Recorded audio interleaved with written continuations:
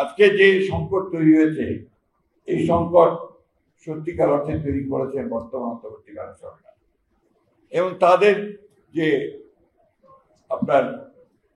তারা যে কমিটিটা তৈরি করেছিলেন, অর্থাৎ রিফর্মস কমিশন, এই কমিশন দীর্ঘ প্রায় 1 বছর বা 8 মাস 9 মাস তারা এই কমিশনের ঐক্যমত্য কমিশনে তারা আলোচনা করেছেন ঐক্যমতের বিভিন্ন বিষয়, সংস্কার বিভিন্ন বিষয়গুলো নিয়ে। প্রায় অনেকগুলো বিষয়ে একমত হয়েছেন, কয়েকটা বিষয়ে আমরা একমত হতে পারিনি, সে বিষয়গুলো আমরা নোট অফ ডিসেন্ট দিয়েছিলাম। অর্থাৎ আমাদের এখানে মতভেদ থাকলেও আমরা মূল যে সনদ সে সনদে আমরা স্বাক্ষর করেছি। এটাই নিয়ম এবং এটাই নিয়ম যে আমরা যখন ইলেকশনে যাব, ম্যানিফেস্টোতে এই বিষয়গুলো থাকবে। জনগণ যদি আমাদের ভোট দেয় তাহলে আমরা সেই বিষয়গুলো আবার সামনে নিয়ে আসবো, সেগুলো আমরা পার্লামেন্টে পাস করে আমরা সেটা কি দেশের যে পরিবর্তন, সেই পরিবর্তনটা নিয়ে আসবো। আর জনগণ ভোট না দেয় তাহলে সেটা বাদ হয়ে যাবে। আবার সেটা যখন সাবমিট করা হলো, বৃষ্টি হচ্ছিল, মনে আছে আমরা সনদ স্বাক্ষর 17 তারিখে, সেই দিন বৃষ্টি হচ্ছিল, তার আগে আবার গোলযোগ হয়ে গিয়েছে, সবকিছু লন্ডভন্ড হয়ে গিয়েছিল। সেটাকে আবার ঠিকঠাক করে আমরা সমস্ত রাজনৈতিক দলগুলো যখন একমত হয়ে সেখানে স্বাক্ষর করলাম, বৃষ্টির মধ্যে ছাতা পড়ছিল, ছাতা ধরে দেখা গেল যখন এটা ওনারা উপস্থাপন করলেন অন্তর্বর্তীকালীন সরকারের প্রধান উপদেষ্টার কাছে, সেটা অনেক পার্থক্য। বিশেষ করে আমরা যে নোট অফ ডিসেন্টগুলো দিয়েছিলাম সেগুলো উল্লেখ করা হয়। সেই জন্য আমরা বলেছি যে it's a breach of trust, এটা হচ্ছে একটা আস্থা যে আমরা রেখেছিলাম, সেই আস্থাটা বিশ্বাসযোগ্যতা করতে হয়। এখানে বিশ্বাসঘাতকতা করেছেন, জনগণের সঙ্গে প্রতারণা করেছেন, যেটা আমরা তাদের কাছ থেকে আশা করি। আজকে প্রশ্ন উঠেছে যেটা আপনারা বলেছেন বিভিন্ন হবে, আমরা একটা কথা খুব পরিষ্কার করে বলতে চাই, আপনাকেই বলছি, ইন্স্যুরেন্স করলে সিটিতে সুরক্ষা পাবেন নিশ্চিত। বিএনপি সংস্কারের দল, বিএনপির জন্ম হয়েছে সংস্কারের মধ্য দিয়ে। বিএনপি 79-এ বিএনপি তৈরি হয়েছিল, শহীদ প্রেসিডেন্ট জিয়াউর রহমান তখন এই বিএনপি প্রতিষ্ঠা করেছিলেন।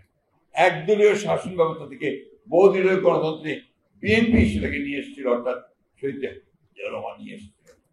সমস্ত পত্র পত্রিকাগুলো বন্ধ ছিল, সেগুলো সমস্ত খুলে দেওয়া হয়েছিল। মানুষের যে মৌলিক যে অধিকার, সেই অধিকারগুলোকে প্রতিষ্ঠিত করা হয়েছিল এবং সেটা করেছিলেন শহীদ প্রেসিডেন্ট জিয়াউর রহমান। আজকে একদিকে রাজনৈতিক সংস্কার, অন্যদিকে অর্থনৈতিক সংস্কার, পুরোটাই তখন শহীদ প্রেসিডেন্ট জিয়াউর রহমান। পরবর্তীকালে দেশনেত্রী Begum Khaleda Zia presidential form of government থেকে পার্লামেন্টারি ফর্ম অফ গভর্নমেন্টে ফিরে গেছেন।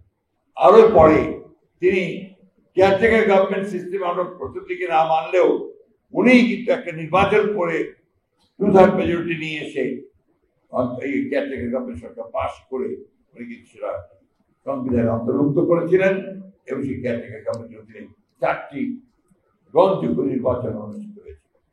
সুতরাং বিএনপি সংস্কার চায় না, এই কথা যারা বলে তারা পুরোপুরি জাতির সামনে জাতিকে বিভ্রান্ত করবার জন্য বলে। বিএনপি অবশ্যই সংস্কার চায়। 2016 সালে বিএনপি ভিশন 2030 দিয়েছে সংস্কারের জন্য। বিএনপি সমস্ত রাজনৈতিক দলগুলোর সঙ্গে কথা বলে, আগে 10 দফা ছিল, 27 দফা, তারপর 31 দফা দিয়েছে আপনাদের সংস্কারের জন্য।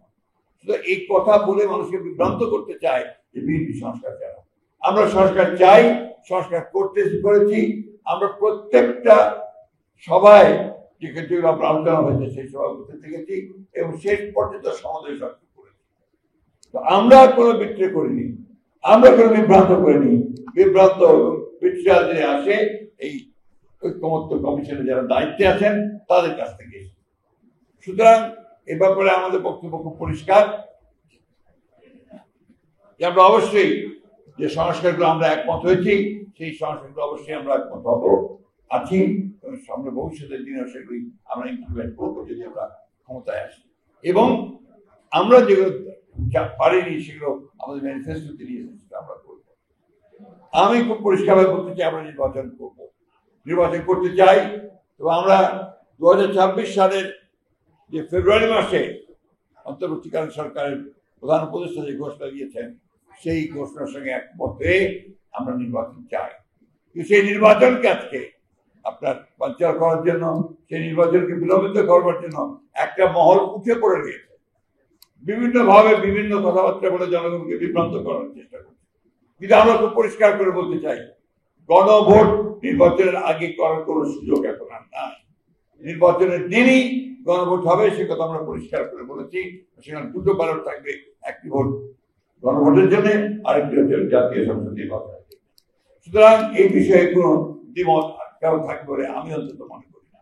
আজকে যারা এই নিয়ে গোলমাল করছেন, রাস্তায় নেমেছেন, তাদেরকে অনুরোধ করবো, দয়া করে জনগণকে অনেক বিভ্রান্ত করেছেন, অনেক করেছেন, সেগুলো আমি বলতে চাই না।